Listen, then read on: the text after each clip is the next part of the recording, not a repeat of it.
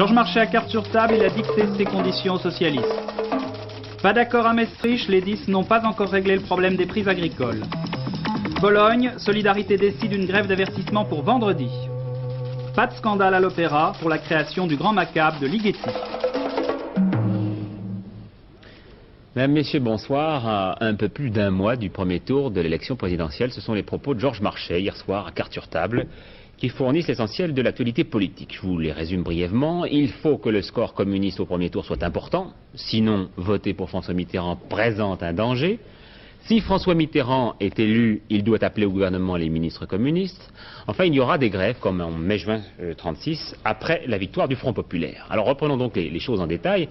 Et tout d'abord, ces réticences de Georges Marchais vis-à-vis de François Mitterrand. Le danger réel, c'est de voir demain François Mitterrand, s'il a les mains libres, gouverner avec la droite pour continuer et aggraver la politique actuelle.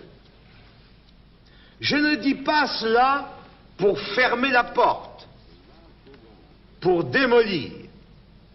Je le dis d'abord parce que c'est la vérité et qu'il est toujours mauvais de ne pas la regarder en face. Dans la même hypothèse, donc Mitterrand élu, Georges Marchais a pensé que ce serait pour lui l'état de grâce, une référence à l'expression employée par François Mitterrand dans la même émission il y a 8 jours pour définir le climat créé par son éventuelle élection.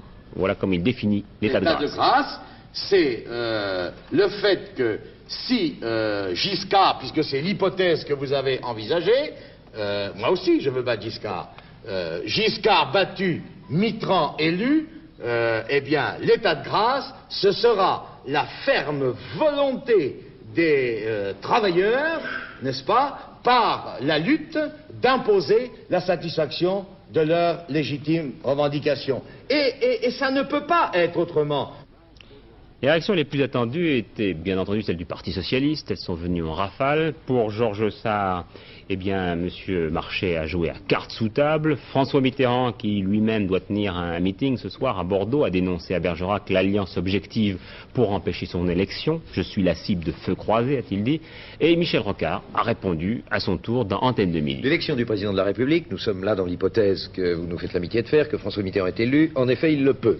Et cela correspond à un changement très nécessaire dans notre pays. L'élection du président de la République se traduit par le fait que le pays connaît l'ensemble des orientations d'une plateforme présidentielle. Un gouvernement est chargé de les appliquer, l'Assemblée ensuite est devant la situation de savoir si elle accepte cette législation, si elle continue ou non. Il se trouve que dans l'esprit de nos institutions, c'est le président qui désigne le gouvernement et l'Assemblée ne peut que le censurer, elle n'a pas à le soutenir, elle vote des lois une par une. Je ne vois pas M. Marchais en train de voter une motion de censure commune avec M. Giscard d'Estaing et M. Chirac. Et par conséquent, pour les députés communistes, après l'élection législative, il en sera de même que pour les électeurs communistes avant le second tour. Ils auront à chaque moment... Je peux finir ma phrase. Oui. Il y aura, s'il vous plaît, il y aura à chaque moment pour les députés communistes le fait de savoir s'ils préfèrent voir revenir la droite au pouvoir ou laisser progresser un changement social différent dans sa nature, mais attendu par le peuple français. Alors du côté de l'UDF, 2 réactions, celle de Michel Pinton. François Mitterrand est bel et bien enfermé dans la prison qu'il a lui-même construite il y a 9 ans. Et puis celle de Bernard Stasi, en cas de victoire de François Mitterrand, la France devra subir l'ordre communiste au gouvernement ou bien le désordre communiste dans la rue.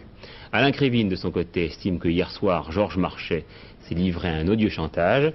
Georges Marchais qui, hier soir, je vous le disais, avait fait également référence à la situation née de la victoire électorale du Front populaire en mai 1936. Alors, un point d'histoire avec Jean-Michel Mercurol.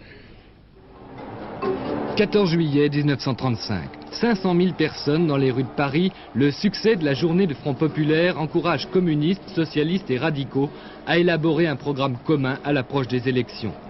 De l'unité d'action réalisée depuis 1934 contre les ligues fascistes, Thorez, Blum et Ramadier décident de passer au stade supérieur de la gauche unie. Au premier tour des élections, le 26 avril, les désistements réciproques entre communistes et socialistes permettent le 5 mai la victoire électorale du Front populaire. Plus nombreux, les socialistes prennent le gouvernement. Les communistes hésitent à participer. Finalement, ils choisissent le soutien sans participation. Le 11 mai, la première grève éclate. Elle fait tache d'huile. L'agitation s'alimente de l'espoir de changements immédiats que le succès électoral a fait naître. Pour la première fois, les ouvriers occupent leur usine jour et nuit. Le 7 juin, Blum convoque patrons et syndicats. Les accords Matignon sont signés dans la nuit et c'est l'explosion de joie. Les concessions vont plus loin que le programme de Front Populaire. Les salaires, la semaine de 40 heures, les congés payés, les conventions collectives, les délégués du personnel.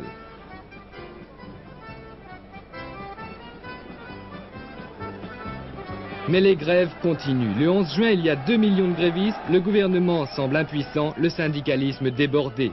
Le 12 juin, Maurice Thorez, secrétaire du PCF, déclare « Tout n'est pas possible maintenant, il faut savoir arrêter une grève ». Alors je viens d'apprendre à l'instant que le communiste Charles Fitterman, dans un éditorial de l'Humanité qui paraîtra demain, s'insurge contre l'interprétation Noël Copin « Marchais veut maintenir Giscard au pouvoir ». Eh bien oui, disons que cet article de Charles Fitterman entreprend de préciser le tir, certains diront peut-être de rectifier le tir. Georges Marchais, écrit Charles Fitterman, a dit qu'il ne voterait jamais pour Giscard et qu'il ne souhaitait pas s'abstenir. Alors comment peut s'expliquer ce qui est pour Charles Fitterman une erreur de quasi l'ensemble des hommes politiques et de la presse? Eh bien je crois que cela s'explique tout simplement par le fait que Georges Marchais, quelles que soient peut-être ses intentions profondes, a finalement donné des arguments aux adversaires de François Mitterrand, en particulier aux Giscardiens, et les citations que vous avez faites tout à l'heure montrent bien finalement qu'il leur a donné l'occasion de dire « on vous l'avait bien dit ». Alors comment s'explique donc l'attitude de Georges Marchais? Monsieur, je crois que c'est la même explication qu'en 1968, quelques mois ou quelques semaines avant les élections législatives. Comme en 1978, Georges Marchais ne veut pas que la gauche arrive au pouvoir si c'est une gauche dans laquelle le Parti communiste ne serait qu'une force d'appoint, serait en état d'infériorité, puisque cette fois-ci il s'agit d'une élection présidentielle. Et puisque François Mitterrand a laissé entendre qu'il serait très difficile, si ce n'est impossible, improbable, d'avoir des ministres communistes, eh bien Georges Marchais va un peu plus loin. Il annonce dès maintenant qu'il pourrait y avoir une mobilisation sociale contre un gouvernement socialiste qui ne comporterait pas des ministres communistes. Alors quelle peut être la réaction possible du PS, la parade, disons? Bien sûr, on a déjà entendu tout à l'heure Michel Rocard, antenne de midi, dire que le Parti socialiste devait rester impavide et serein. Je crois que le Parti socialiste va conserver cette attitude qui consiste à mettre le Parti communiste et Georges Marchais en face de ses responsabilités. D'abord, premièrement, pour le second tour, en pensant que Georges Marchais n'osera pas aller jusqu'à l'abstention, jusqu'à la fameuse formule bonnet blanc et blanc bonnet, et que s'il le faisait, il ne serait pas suivi par ses électeurs. Et puis deuxièmement, mise du Parti communiste en face de ses responsabilités s'il y avait une victoire de François Mitterrand, une sorte de défi, ils n'oseront pas empêcher un gouvernement socialiste de mettre en œuvre son programme. Michel Rocard disait qu'il faisait confiance au sens de la responsabilité des travailleurs, et les socialistes ajoutent que si l'on craint le désordre, les luttes sociales seront sans doute plus dures encore si c'est Valéry Giscard d'Estaing qui est élu. Et à votre avis, M. Marchais peut mettre ces menaces à exécution? Eh bien, je crois, si vous voulez, qu'à la fois les exigences de Georges Marchais concernant les ministres communistes et puis ces menaces concernant une mobilisation de caractère social reposent entièrement sur le score qu'il fera au premier tour. Nous sommes ramenés, je crois, au problème initial. Tout pour le Parti socialiste, pour le Parti communiste se joue sur le premier tour, et c'est d'ailleurs aussi la conclusion de l'article de Charles Fitterman que nous citions tout à l'heure. Oui, Georges Marchais qui devra compter, comme François Mitterrand d'ailleurs, avec au moins une candidature d'extrême gauche, celle d'Arlette Laguillet, qui a déposé ce matin au Conseil constitutionnel les 500 formulaires de parrainage exigés par la loi. Alors reste de la campagne maintenant, en images, avec Pierre. Jacques Chirac a présenté aux journalistes sa déclaration des droits de la jeunesse, qu'il développe en ce moment même devant les associations de jeunes. Le candidat du RPR leur propose une ambition pour l'avenir, avec comme corollaire les droits à l'éducation, la formation, l'emploi, le logement, etc. Jacques Chirac suggère également de modifier le service national et de développer le service civil. Au PC du candidat Giscard d'Estaing, Monique Pelletier a présenté à la presse un couple d'agriculteurs qui ont décidé de militer pour la réélection du président sortant et qui ont reçu une directive de Valéry Giscard d'Estaing. Il leur demande d'éviter toute attaque polémique, même si une telle attitude, je cite, fait du tort à sa candidature. Cette directive a été envoyée aux 700 comités de soutien créés dans le pays. Au Conseil d'État, le Premier ministre Raymond Barre a installé la commission de contrôle de la campagne présidentielle, composée de hauts magistrats. Elle doit veiller à ce que tous les candidats bénéficient des mêmes facilités de la part de l'État pour s'exprimer librement. Elle doit notamment fixer les règles de leur passage à la radio et à la télévision. Voilà donc pour la campagne. Valéry Giscard d'Estaing, lui, n'était pas en campagne aujourd'hui, il était au Conseil européen de Maastricht, aux Pays-Bas, un conseil qui tentait de résoudre les 3 problèmes majeurs de la communauté, des 10 en ce moment, c'est-à-dire la pêche, la fixation des prix agricoles européens, et puis la sidérurgie. Et bien ce soir, le bilan est assez maigre. Sur place, Pierre-Marie Thiaville. Sur le plan économique, à l'issue de ce sommet européen, il faut rappeler qu'il s'est déroulé dans un contexte économique mauvais et avec de terribles dossiers en suspens. Le contexte, c'est une croissance stoppée ou même négative dans toute la communauté européenne. C'est un chômage qui va croissant également dans toute la communauté. Les problèmes en suspens, ce sont les monnaies, la pêche, la sidérurgie, les prix agricoles, etc. C'était prévu, personne ne s'attendait à voir ces énormes dossiers réglés définitivement en quelques heures de discussion. Comme prévu, le communiqué final que voici essaye surtout de créer par des déclarations d'intention un climat de solidarité européenne propice au règlement par la suite de ces problèmes. Parmi ces déclarations d'intention, plusieurs sont tout de même à noter. Sur l'emploi, le Conseil européen réaffirme l'importance d'une concertation européenne au niveau des ministres et souhaite, sans en préciser la date, la réunion d'un Conseil au sommet spécial sur ces problèmes de l'emploi. Sur les monnaies, même réaffirmation de la concertation européenne au sein du SME, un dialogue avec les États-Unis sur le problème des taux d'intérêt est considéré comme désirable, c'est le terme employé. Sur les prix agricoles, nécessité de s'en tenir à une date limite, en principe le 1er avril. Sur la pêche, enfin, réunion dès vendredi des ministres européens concernés. Vous voyez, sur le plan économique, tout cela n'est pas considérable. Je le rappelle, il s'agissait surtout de créer un climat propice à l'avancement de ces problèmes par la suite. Nous verrons dans les semaines à venir, notamment à Bruxelles sur les prix agricoles, si ce climat a fait son effet. Alors 3 réactions ce soir, celle de Mme Thatcher, numéro 1 britannique. Je n'ai pas cédé aux pressions de messieurs Schmitt et Giscard d'Estaing sur le problème de la pêche. Celle de Helmut Schmidt, précisément, je suis déçu par l'attitude du Premier ministre britannique. Celle enfin de Valéry Giscard d'Estaing. La communauté, comme tout ce qui vit dans le monde à l'heure actuelle, est naturellement atteinte et secouée par les conséquences de la crise économique et sociale. Et dans une crise où chacun connaît des difficultés, je vous en dirai un mot tout à l'heure, naturellement la vie commune est plus difficile qu'elle ne l'était dans les périodes d'abondance et de facilité. Néanmoins, j'observe d'une part que ce qui a été le pilier de l'organisation de l'Europe depuis au cours des 20 dernières années, c'est-à-dire l'entente entre la France et la République fédérale d'Allemagne, loin de s'affaiblir, s'est au contraire renforcée. Et d'autre part que dans cette rencontre, où il existait des problèmes difficiles à traiter, difficiles à résoudre, tous nos partenaires ont témoigné de leur volonté politique de les résoudre. Nous allons voir si cette volonté politique se traduit dans les faits. En tout cas, naturellement, la France fera le nécessaire pour que ce soit bien le résultat et que les décisions prises soient des décisions justes, c'est-à-dire qui respectent les intérêts légitimes des différents partenaires, et donc les nôtres. Et puis on a beaucoup parlé également, Maastricht, de l'Afghanistan et de la Pologne. La Pologne qui a vécu une nuit très intense, après de multiples réunions de solidarité. Il a été décidé de créer un comité national de grève qui aura son siège à Gdansk, de retenir le principe d'une grève d'avertissement de 4 heures vendredi prochain, suivie d'une grève générale à compter du 31 mars. Tout cela donc au terme de très longues discussions pendant lesquelles Lech Walesa a bien failli essuyer un véritable échec auprès de ses troupes. Édouard Laure. Une nuit qui aurait été sans doute l'une des plus difficiles pour Lech Walesa. À 4 heures ce matin, le leader de Solidarité va claquer la porte sans réussir, après 10 heures de réunion, à sauver l'unité du mouvement syndical. Pour la première fois en effet, un peu moins de la moitié des responsables de Solidarité exigeaient que soit lancé immédiatement un mot d'ordre de grève générale pour jeudi ou vendredi. Réunion suspendue donc à 4 heures, puis reprise ce matin à 10 heures, pour adopter finalement la proposition beaucoup plus modérée de Lech Walesa. Grève d'avertissement vendredi, suivie d'une grève générale qui pourrait commencer le 31 mars, mardi prochain. Tout cela pouvant être rediscuté selon les résultats de l'entretien de demain, Solidarité-Gouvernement. Cette nuit, pourtant, est apparu le premier désaccord, du moins public, à l'intérieur du mouvement. Des dissensions, toujours des problèmes. Maintenant, c'est peut-être plus grave qu'auparavant. Mais je ne vois pas une grande différence, parce qu'il y avait toujours des divergences d'opinion, même pendant les grèves. Il y avait la situation où, par exemple, Walesa lui-même ou quelqu'un d'autre avait des opinions qui n'étaient pas partagées par tout le monde.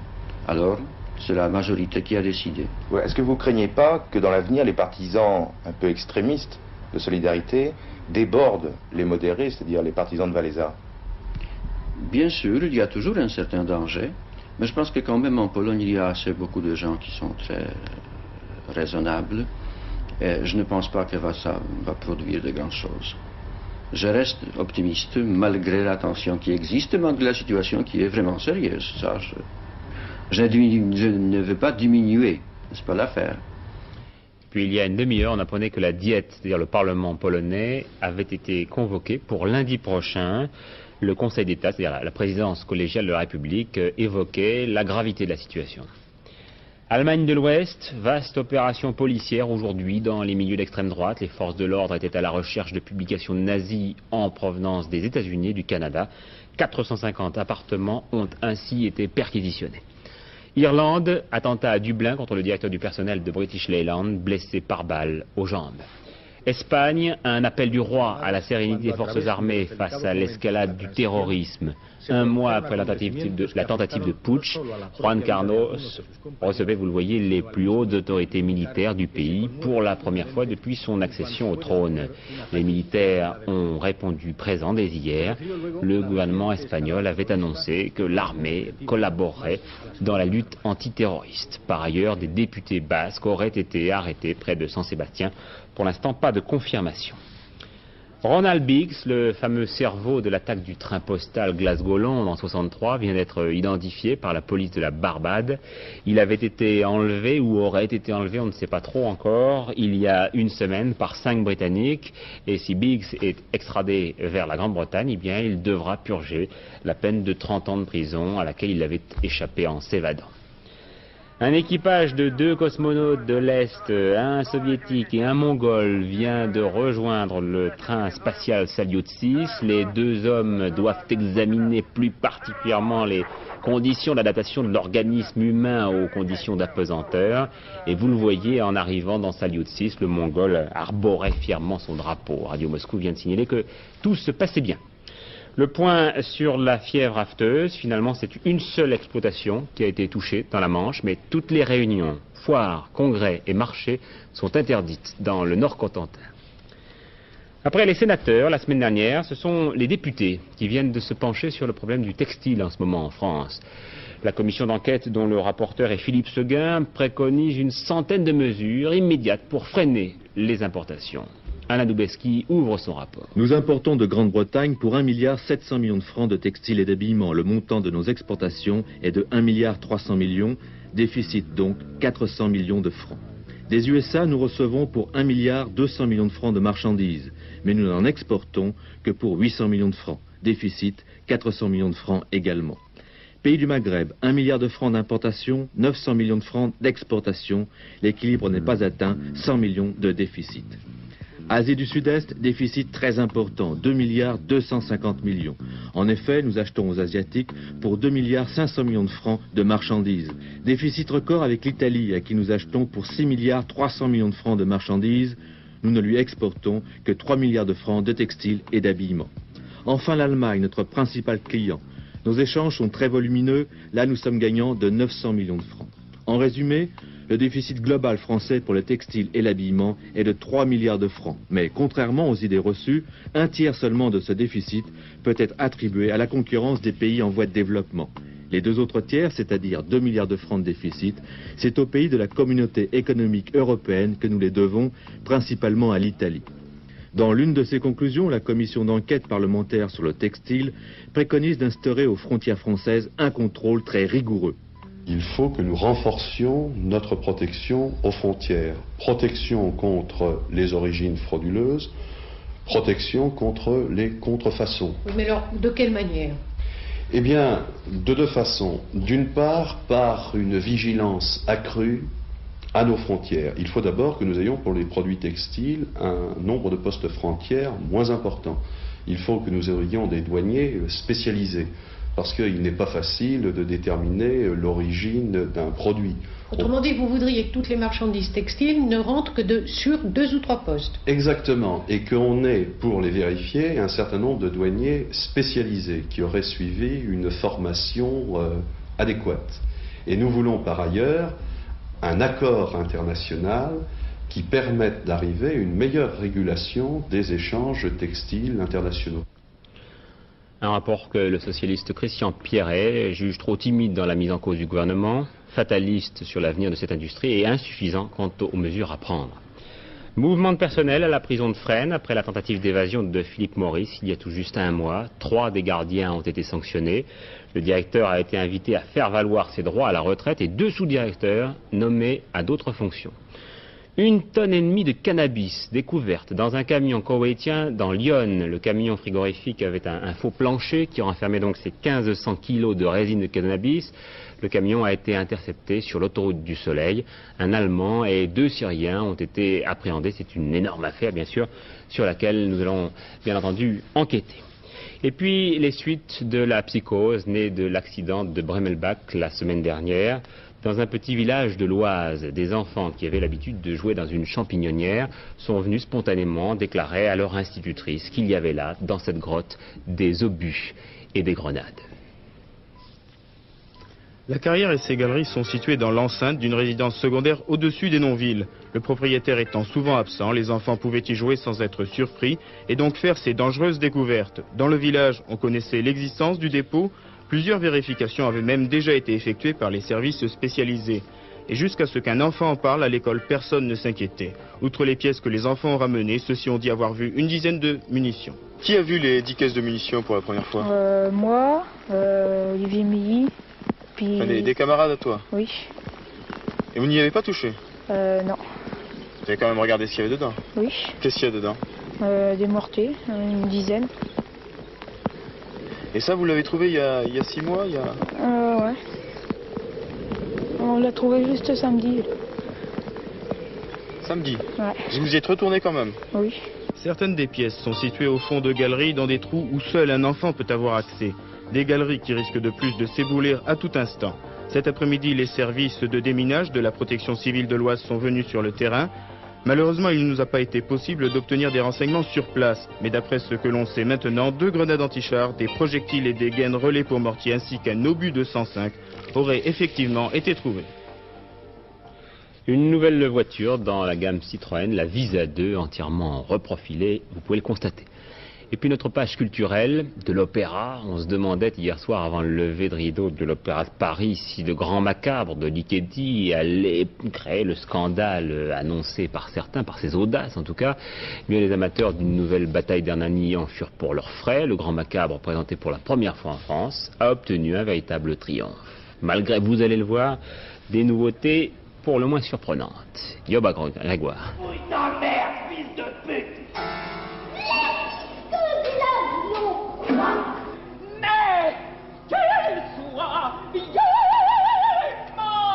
Nous ne sommes ni au café-théâtre, ni aux Folies Bergères, pas plus au cinéma avec les Marx Brothers, mais sur la scène de l'Opéra de Paris.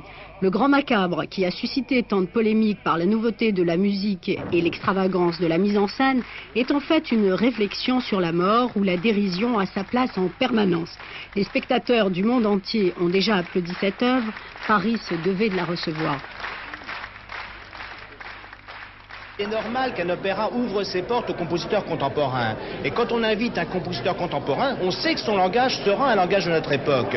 Mais c'est pas pour ça qu'un compositeur contemporain a du génie. Mais quand il sait faire une œuvre cohérente, convaincante, aussi intense et expressive que celle-là, eh bien tous les publics doivent marcher. Et ils marchent.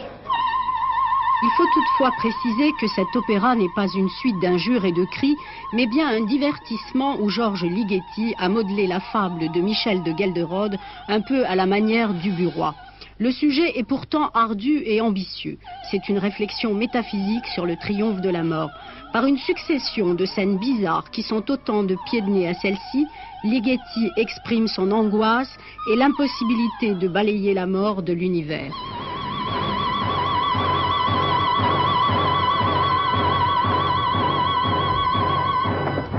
Sans revenir à l'opéra traditionnel, je voulais faire de l'opéra, mais un opéra d'une façon... Je cherche toujours de faire quelque chose de nouveau, pas pour chercher le nouveau, mais pas m'imiter, et pour faire quelque chose de personnel et original. C'est tout. Au paradis, perdu, mi s'envoler, ritonne,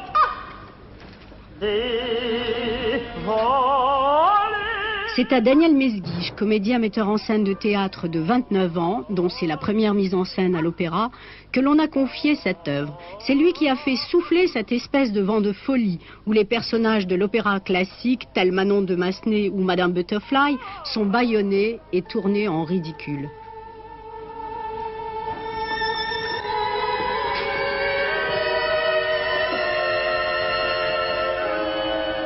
Et l'impression de mettre en scène la musique de Ligeti, les structures musicales, si tant est que je puisse les connaître, mais après tout j'essaie d'écouter tout simplement, même si je ne sais pas. Mais enfin il y a plein de clins d'œil, les Marx Brothers. Il y a plein de clins d'œil dans la musique aussi. Moi, si vous voulez, j'ai mis à mon répertoire mental, imaginaire, qui est composé, je l'espère, de très grands hommes, comme Shakespeare, comme Marivaux, comme Racine, eh bien j'ai mis à mon répertoire Ligeti.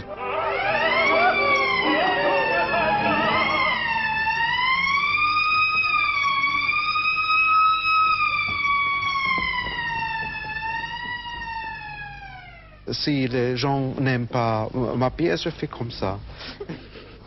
Donc le grand macabre de Ligeti à l'opéra.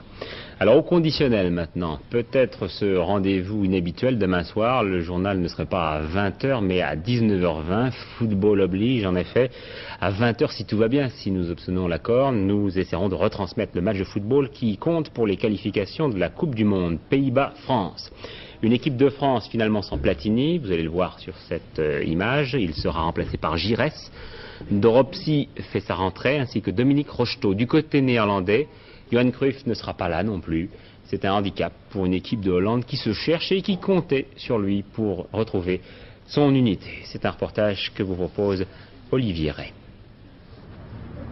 Après 4 ans d'absence, on attendait son retour, mais pour une sombre affaire de maillot, Johan Cruyff ne jouera pas contre la France. La fédération hollandaise n'a pas cédé à ses exigences. Et pourtant, les dirigeants hollandais comptaient sur lui pour mettre de l'ordre dans leur équipe. Well, the qualities is that the Dutch people has got their own mentality, which is more or less improvisation. And through this improvisation is that's why we went so good. And their bigger problems is in the same moment that now they try to organize things, and organizing things is good, but you must leave room for improvisation, and that's what they've got to do the last year. Depuis la dernière Coupe du Monde, le football hollandais est en perte de vitesse. La sélection a déjà perdu 2 rencontres contre l'Air et la Belgique. Pour Cruyff, le rappel d'anciens comme Rep doit donner à l'équipe hollandaise un coup de fouet. A lot of people came together, and they want to do everything to try to go to Spain. So they try to get the best combination between routine, young players, and get the best team out of it. Cruyff. Les joueurs français avaient peur dans leur ensemble de retrouver Cruyff sur leur route. S'il n'est peut-être plus le joueur qui faisait il y a quelques années trembler l'Europe du football, Cruyff aurait certainement été capable de donner à l'équipe hollandaise la sérénité qui lui manque actuellement. Cruyff absent, c'est un avantage pour l'équipe de France. Donc demain, Pays-Bas-France à 20h, sous un ciel apparemment gris, si j'en juge par la pochette d'Alain Gillot-Pétret. Oui, mais vous savez, qu'importe le ciel, qu'importe les nuages, l'essentiel n'est-il pas que le temps soit et reste doux, doux, doux. La douceur, vous l'avez tous constaté à 13h, voici les températures relevées par la météo nationale dans son ensemble du pays. 25 degrés à Biarritz, 23 à Perpignan et 18 degrés à Strasbourg, alors qu'à Paris il ne faisait que 12 degrés. Si je puis dire, des températures légèrement au-dessus des normales saisonnières. La prévision pour demain, même type de temps qu'aujourd'hui, près de la Méditerranée, quelques nuages et beaucoup de soleil, et puis une ligne de nuages traversant notre pays d'ouest en est, accompagnée localement d'averses orageuses.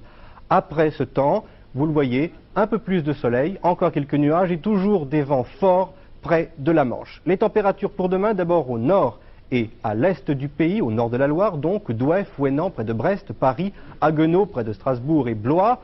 Agréable le matin et tiède l'après-midi. À gauche, les températures minimales, à droite, les températures maximales. Voici le centre pour Dijon, Charroux, région de Bourges, Limoges, Clermont-Ferrand et Lyon. Agréable le matin encore et doux l'après-midi. Au sud, Alors là, c'est très agréable le matin et chaud l'après-midi. Encore des températures au-dessus de 20 degrés à Bordeaux, Blagnac, région de Toulouse, Marseille, Biarritz et Ajaccio. Enfin, notre agenda quotidien pour le mercredi 25 mars. C'est demain la fête de l'Annonciation, mais c'est aussi celle de Saint-Hubert et Sainte-Violaine pour les amateurs de Paul Claudel, bien sûr. Hervé Claude sera en votre compagnie à 23h30, tout de suite après les dossiers de l'écran. Et demain, Antenne de Midi recevra Jean-Marie Beaufle, un cinéaste scientifique qui a beaucoup à nous apprendre. Je souhaite à tous une excellente soirée. À demain, en principe à 19h20, sinon 20h. En tout cas, plutôt 19h20. On l'espère.